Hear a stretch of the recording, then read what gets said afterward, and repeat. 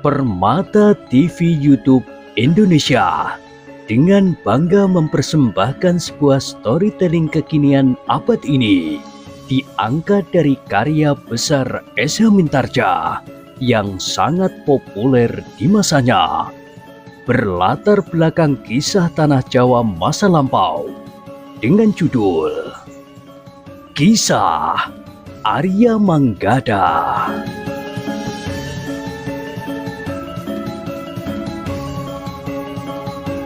Pada kesempatan yang sangat baik ini, kita masuk pada episode yang ke-120. Selamat menikmati.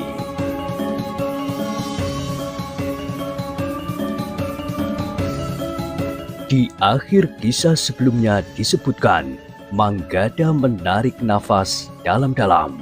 Ketiga orang itu tentu tidak akan berani mengatakan apa-apa.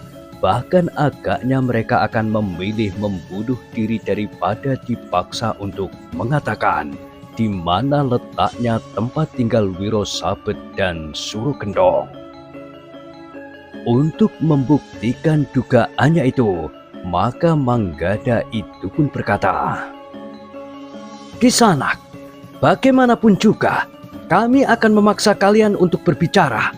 Jangan mengira bahwa kami tidak dapat memperlakukan kalian lebih buruk dari Paman Wiro Sabet dan Surokendong. Kami dapat menghukum kalian dengan hukuman picis."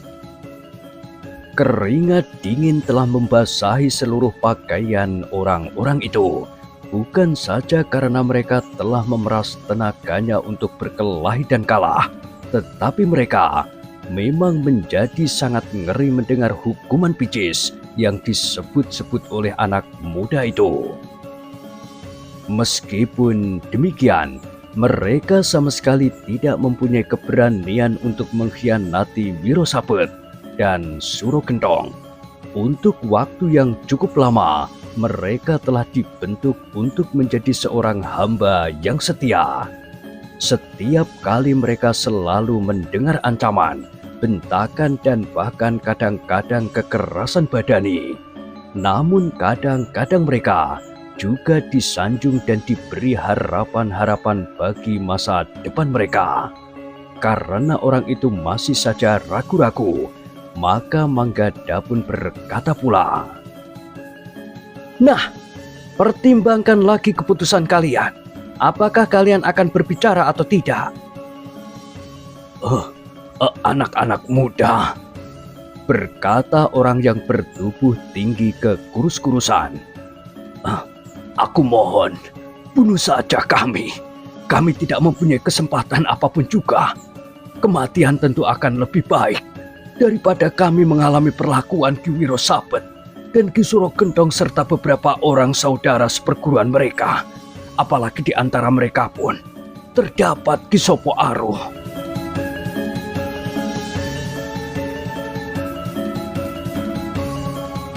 Ketiga orang anak muda itu saling berpandangan sejenak.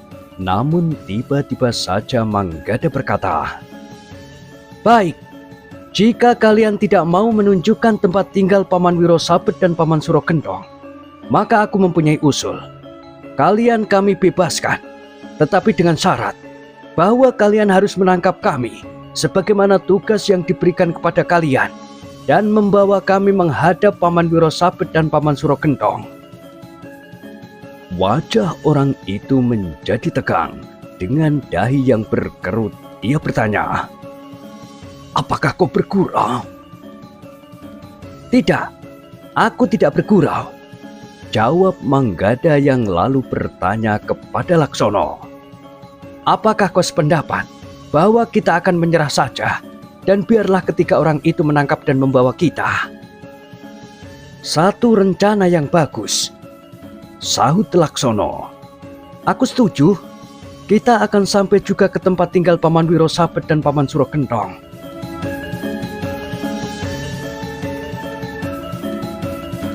Sampurno pun kemudian juga menyahut, "Baik, kami akan menyerahkan diri." Tetapi Manggada berkata, "Kau jangan, Sampurno. Bagimu akan menjadi sangat berbahaya. kau akan dapat menjadi sasaran dendam Paman Wirosabet dan Paman Surogentong. Bukankah sasaran utama dendamnya kepada ayahmu? Aku tidak akan gentar mengalami perlakuan apapun juga, jawab Sampurno. Namun Laksono juga memperingatkan, jangan, kau akan tinggal. Kau akan menyampaikan keputusan kami ini kepada ayah dan paman. Tetapi rencana ini juga sangat berbahaya bagi kalian. Tidak, Paman Wirosabet pernah kami temui.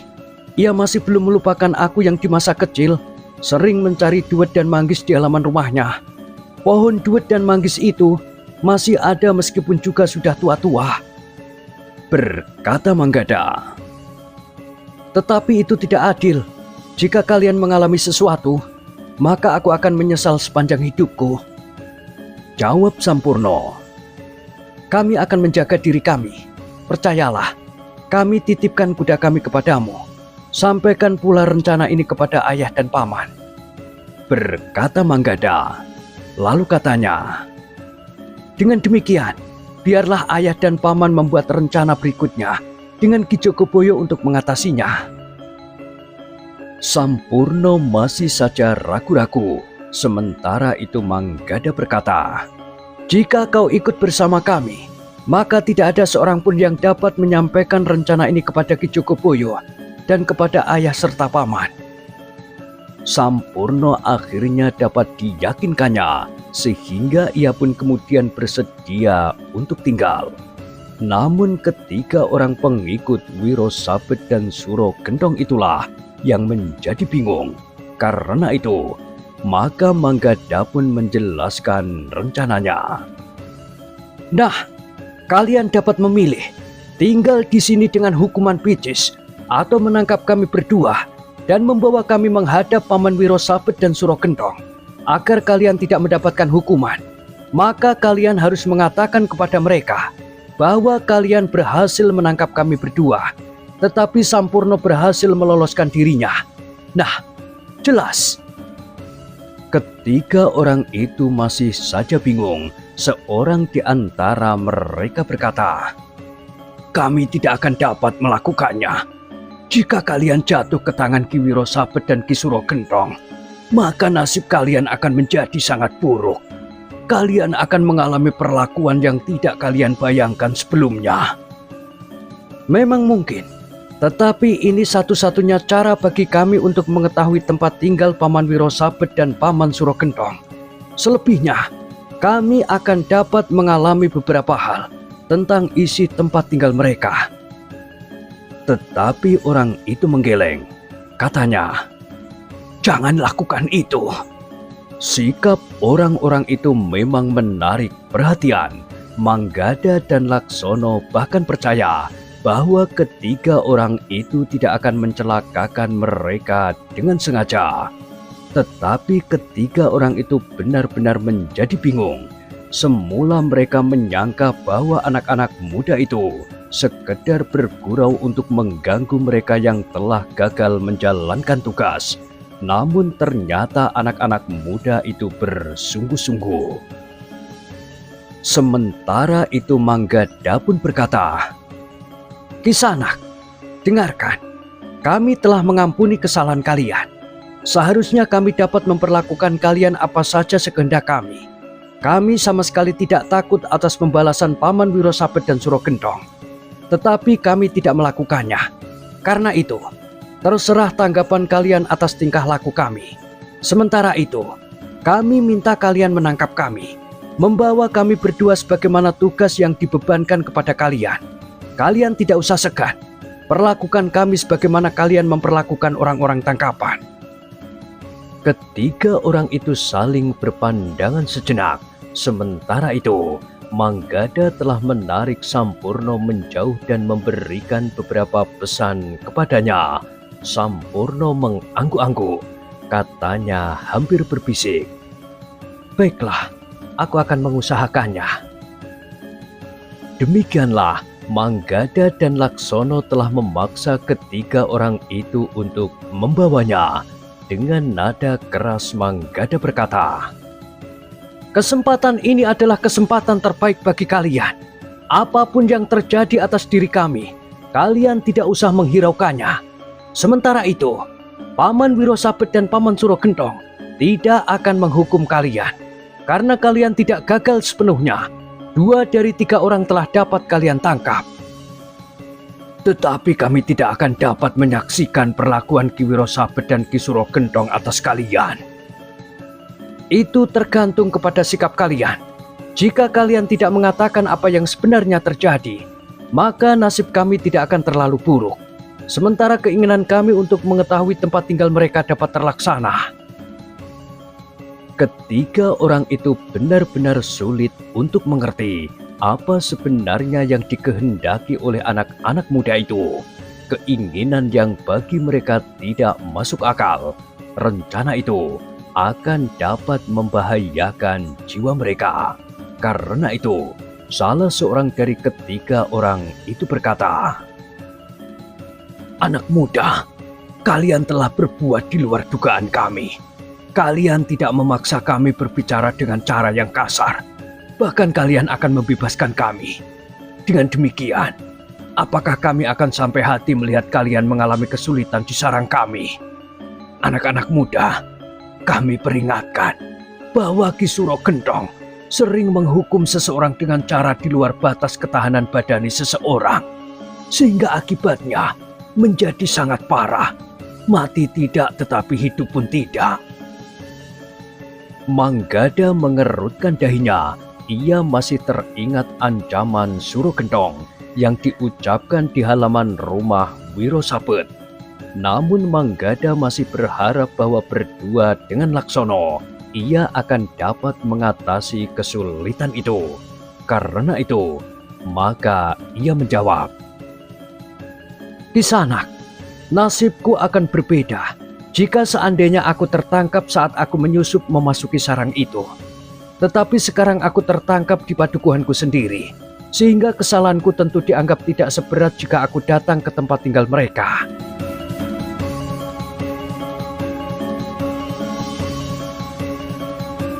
Ketiga orang itu tidak mempunyai pilihan lain. Jika mereka menolak, maka anak-anak muda itu tidak akan melepaskan mereka. Dan bahkan mungkin mereka pun akan mendapat perlakuan buruk di padukuhan itu. Tetapi untuk membawa kedua orang anak muda itu, maka rasa-rasanya sangat berat bagi perasaannya. Bahkan ketiga orang itu sempat juga bertanya kepada diri mereka sendiri, "Apakah aku masih mempunyai perasaan?" Namun sikap kedua orang anak muda itu agaknya telah mengguncang jantungnya dan mengorek endapan perasaannya yang masih tersisa. Dengan demikian maka ketiga orang itu pun terpaksa melakukan permintaan kedua orang anak muda itu. Bertiga mereka menggiring keduanya keluar dari padukuhan Kemawang. Memang agak aneh bahwa orang-orang yang menangkap kedua orang anak muda itu keadaannya jauh lebih buruk dari kedua orang tangkapannya. Namun Manggada dan Laksono berkata kepada mereka bertiga, "Jangan cemas, kami pandai berpura-pura. Di sarang Paman Wirosabet dan Paman Surogentong, aku akan berpura-pura kesakitan di bagian dalam tubuhku, lebih parah dari kalian." Ketiga orang itu tidak menjawab, tetapi kegelisahan telah mencekam jantung mereka. Betapapun ganas dan garangnya mereka, namun ternyata sisa-sisa nuraninya masih juga sempat berbicara.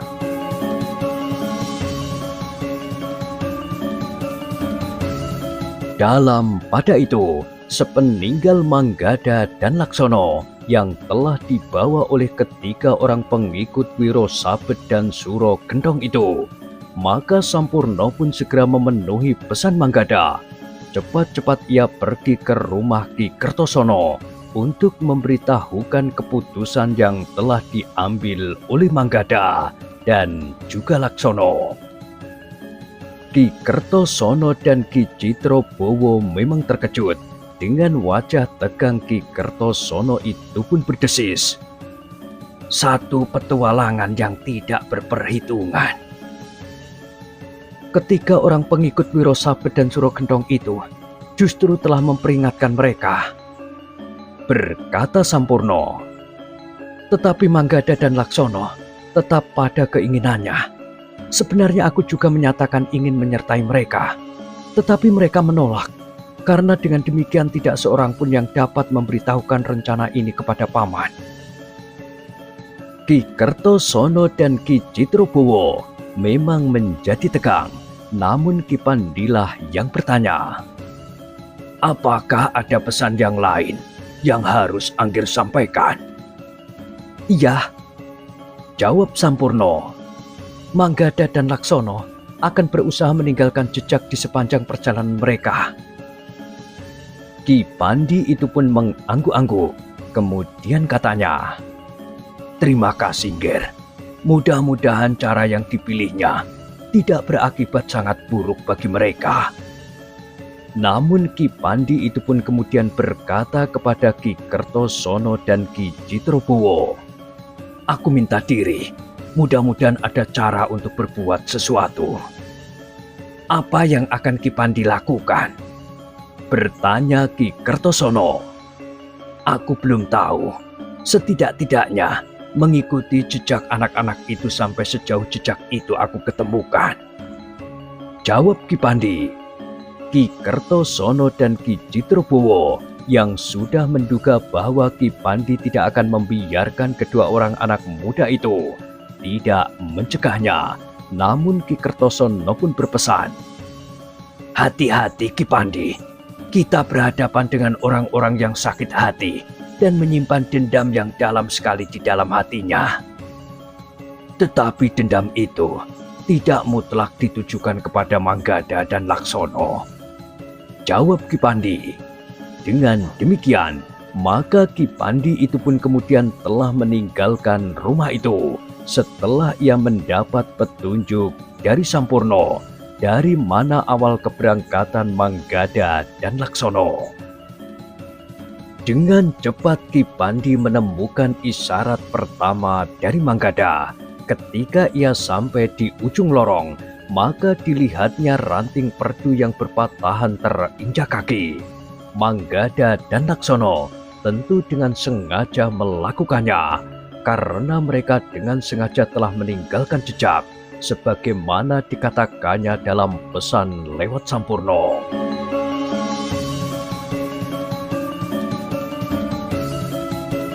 Dalam pada itu, yang juga menjadi pening adalah orang-orang yang sempat mengintip apa yang telah terjadi. Mereka tidak dapat mengerti apa yang dilakukan oleh Manggada dan Laksono. Bahkan ketika kedua orang anak muda itu dibawa pergi, beberapa orang telah muncul di jalan itu. Mereka saling berpandangan dan sejenak kemudian, 3 orang telah berkumpul di halaman rumah salah seorang dari mereka. Aku tidak dapat mengerti apa yang sebenarnya telah terjadi. Seorang dari ketiga orang anak muda itu mampu mengalahkan 3 orang pengikut Wiro Sabet dan Suro Gentong.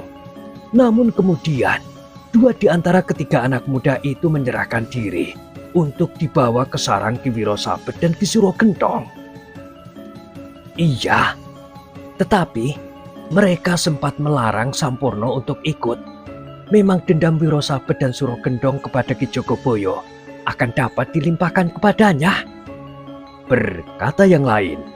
Namun yang lain lagi berkata, Manggada memang gila. Apa sebenarnya yang dikehendakinya? Orang yang pertamalah yang menyahut, nampaknya anak-anak muda itu telah mengorbankan segala-galanya, bahkan diri mereka sendiri untuk mengatasi bayangan Wiro Sabet dan Suro Gentong yang menakutkan itu. Tetapi satu hal yang aku anggap tidak masuk akal. Seorang saja di antara mereka telah dapat mengalahkan 3 orang pengikut Wiro Sabet dan Suro Gentong yang sangat ditakuti itu. Orang-orang sepadukuhan ini tidak berani berbuat apa-apa terhadap mereka bertiga. Sementara itu, seorang anak muda mampu menundukkannya, berkata yang lain. Tetapi kesimpulan yang mereka ambil ternyata tidak sejalan dengan kesimpulan yang dikehendaki oleh anak-anak muda itu. Mereka tidak segera bangkit dan ikut serta melawan ketakutan yang tersebar di padukuhan itu. Tetapi seorang di antara mereka justru berkata, "Tetapi kekalahan itu tentu akan membuat Wiro Sabet dan Suro Gentong menjadi sangat marah. Sehingga mereka akan mengirimkan orang lebih banyak dan lebih garang. Atau bahkan Wiro Sabet dan Suro Gentong sendiri yang akan datang. Tetapi anak-anak muda yang menang itu justru menyerah," sahut yang lain. "Itulah yang dapat membuat kita menjadi gila. Tetapi aku tidak yakin bahwa tingkah anak-anak itu akan mampu menyelamatkan kita dan padukuhan Gemawang dari kegarangan Wiro Sabet dan Suro Gentong," berkata yang seorang lagi. "Justru sebaliknya," berkata yang lain. "Mungkin akan timbul persoalan-persoalan baru yang dapat menambah kesulitan padukuhan ini." Namun mereka tidak berbincang lebih lama. Dua orang di antara mereka pun segera meninggalkan halaman rumah itu, kembali ke rumah masing-masing dengan berbagai pertanyaan di dalam hati mereka.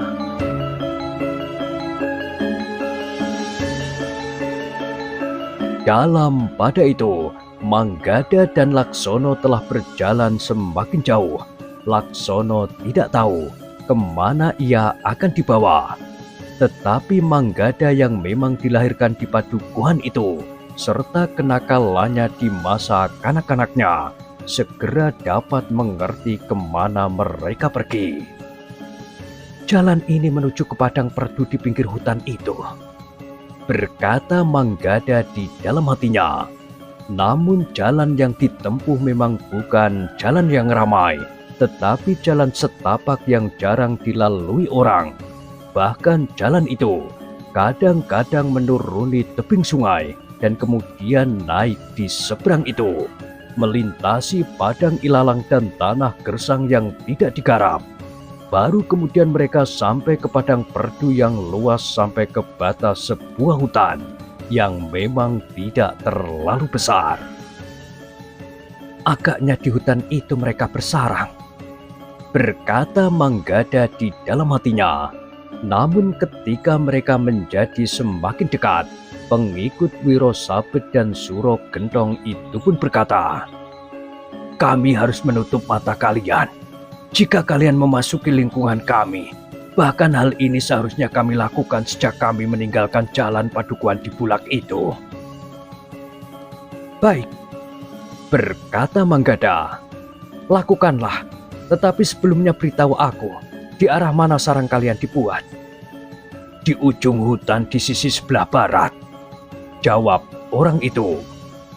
"Di tempat yang menjorok itu?" bertanya Manggada. "Iya," jawab orang itu termangu-mangu.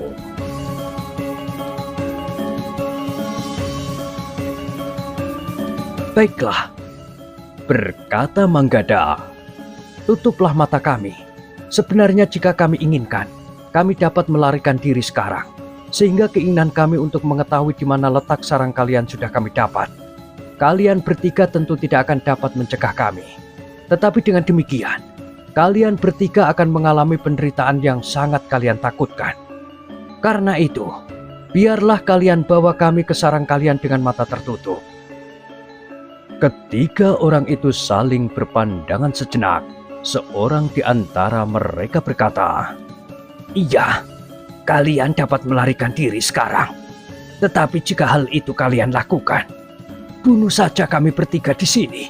Itu lebih baik bagi kami. Tetapi jika kalian tidak melakukannya, sebenarnya lah kami ingin mengetahui apa yang sebenarnya kalian inginkan." "Kami memang ingin berhubungan dan berbicara lebih banyak dengan Paman Wiro Sabet dan Suro Gentong," jawab Manggada. "Untuk terakhir kalinya, aku peringatkan kalian bahwa kalian akan dapat mengalami penderitaan yang tidak berkeputusan." "Mudah-mudahan tidak. Tetapi bukankah kau yang akan mengalaminya jika kami membatalkan niat kami pergi ke sarangmu itu?" Berkata Manggada, "Bahkan kau minta agar kami membunuh kalian bertiga?" Ketiga orang itu tidak menjawab. Mereka memang masih saja kebingungan. Sementara itu, Manggada berkata pula, "Lekas, tutup mata kami sebelum kawan-kawanmu melihat apa yang terjadi sekarang." Orang-orang itu tidak menjawab, namun mereka melakukan sebagaimana dikatakan oleh Manggada.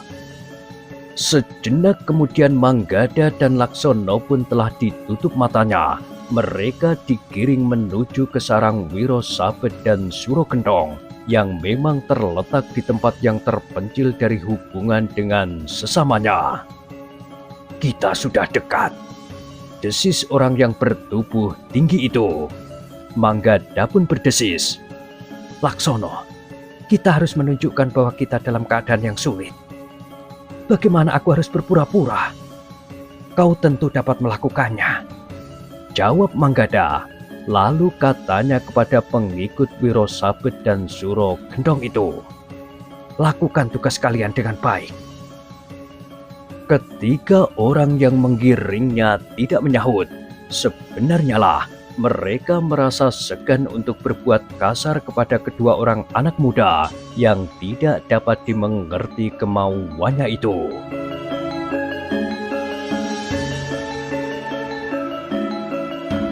Namun ketika mereka mendekati pagar bambu yang rapat yang mengelilingi sebuah lingkungan yang menjadi barak hunian Wiro Sabet dan Suro Gentong, ketiga orang itu memang mulai menjadi kasar. Mereka mendorong Manggada dan Laksono berganti-ganti. Dari kejauhan, dua orang yang mengawasi keadaan di luar dinding barak itu sudah melihat ketiga orang kawannya datang dengan membawa dua orang tawanan yang matanya tertutup rapat. "Kenapa hanya dua?" desis yang seorang. "Seharusnya 3 orang anak muda," sahut yang lain. Tetapi keduanya pun terdiam. Sementara itu, ketiga orang yang membawa Manggada dan Laksono itu berusaha untuk menghilangkan bekas atau rasa sakit dengan berjalan tegap tanpa memberikan kesan kesakitan. Ketika ketiga orang itu menjadi semakin dekat dengan dinding baraknya, maka mereka menjadi semakin kasar. Sementara itu, sekali-sekali Manggada terhuyung-huyung hampir jatuh tertelungkup jika punggungnya disentuh oleh orang yang menggiringnya. Laksono yang tertutup matanya tidak melihat apa yang dilakukan oleh Manggada, tetapi ia mendengar seakan-akan Manggada akan terjatuh. Karena itu, maka ia pun bertanya, "Apa yang terjadi?" Manggada justru berdesah, "Shh, aku pura-pura setengah mati. Kau harus melakukannya juga. Jika tidak, maka semuanya akan sia-sia saja." Laksono terdiam, sementara salah seorang yang menggiringnya itu berdesis, "Kita sudah dekat, ada pengawas di depan." Manggada dan Laksono terdiam, tetapi jika mereka didorong dengan kasar, maka mereka pun berpura-pura akan tertelungkup atau tingkah laku yang lain yang membuat mereka seolah-olah tidak berdaya lagi.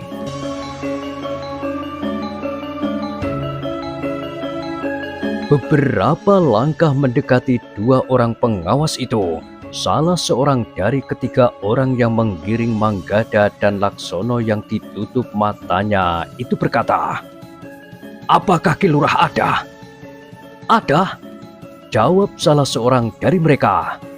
"Tetapi bukankah kau harus menangkap 3 orang anak muda?" "Iblis kecil yang seorang lagi sempat melarikan diri," jawab orang itu. "Tetapi 2 ini sudah mewakili." "Ki Lurah menghendaki 3," berkata orang itu. "Anak yang seorang itu penakut. Demikian ia melihat kami, maka dilarikannya kudanya menjauh. Tetapi yang 2 orang ini tidak sempat melakukannya." Kedua orang pengawas itu mengangguk-angguk, tetapi yang lain bertanya, "Tidak kau bawa kudanya itu?" "Kudanya berlari seperti sedang berpacu. Demikian penunggangnya terjatuh. Kami gagal untuk menangkap. Tetapi orang-orang inilah yang lebih penting dari kudanya bagi kami," jawab orang yang bertubuh tinggi itu. Kedua pengawas itu tidak bertanya lagi. Mereka membiarkan ketiga orang itu membawa Manggada dan Laksono memasuki regol pagar barak mereka.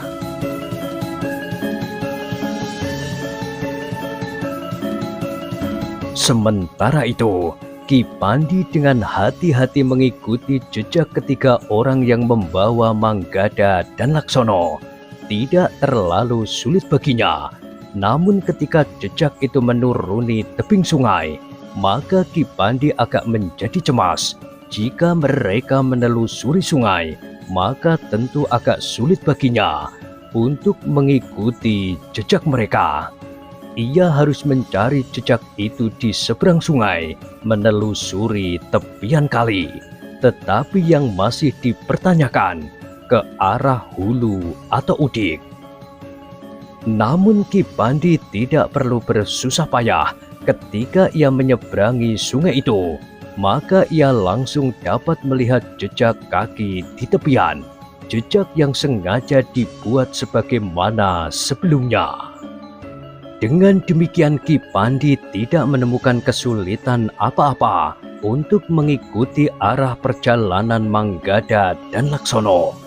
Tetapi Ki Pandi tidak dapat mengikuti jejak itu sampai ke barak. Dengan ketajaman penglihatannya, Ki Pandi yang bersembunyi di balik rimbunya pohon perdu melihat Manggada dan Laksono itu dibawa ke barak. Sementara dua orang yang mengawasi keadaan itu masih saja berjaga-jaga di tempatnya. Keduanya berjalan hilir mudik untuk mengatasi kejemuan mereka dalam tugas yang melelahkan itu. Agaknya para pengikut Wiro Sabet dan Suro Gendong itu lebih senang melakukan tugas-tugas lain daripada berdiri di pinggir hutan untuk mengawasi keadaan. Meskipun sejak semula mereka berada di tempat itu, belum pernah ada orang yang datang atau bahkan yang tersesat sekalipun sampai ke tempat itu. Namun para pengikut Wiro Sabet dan Suro Gendong setiap hari bergantian selalu mengawasi keadaan. Namun karena itu, maka para pengikut Wiro Sabet dan Suro Gendong itu tidak melakukan tugas mereka dengan sungguh-sungguh. Mereka lebih banyak menyibukkan diri justru untuk mengusir kejemuan daripada menjalankan tugasnya sebaik-baiknya. Ki Pandi melihat gelagat itu. Karena itu, maka ia ingin memanfaatkan keadaan itu sebaik-baiknya. Sebagai seorang yang berilmu tinggi dan mempunyai ketajaman panggraito, maka Ki Pandi mampu beringsut dari balik gerumbul perdu yang satu ke balik gerumbul perdu yang lain. Sehingga akhirnya Ki Pandi itu hilang ke dalam hutan. Dan dalam hutan itulah Ki Pandi ingin melihat apa yang ada di balik dinding yang cukup tinggi yang dibuat dari bambu yang berjajar rapat.